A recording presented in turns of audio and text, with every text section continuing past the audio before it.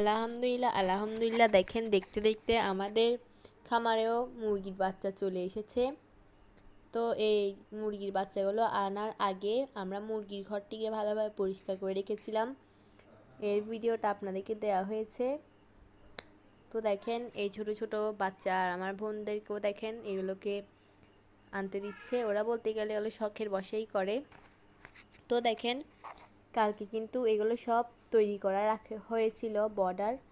তো দেখেন এখানে সবাই মিলে কাজ করতেছে। এখানে দেখেন পেপারগুলোকে সুন্দরভাবে খুলে নেওয়া হয়েছে।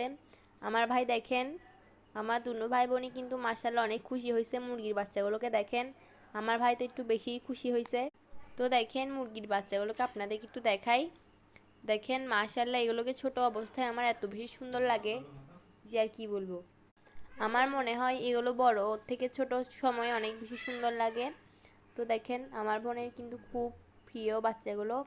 এখন দেখেন আমরা মুরগিগুলো ছাড়ার আগে এখানে পানির পাত্র, খাবারের পাত্র, এখন তো খাবারের পাত্র দিব না, পানির পাত্র দিয়ে দিয়েছি।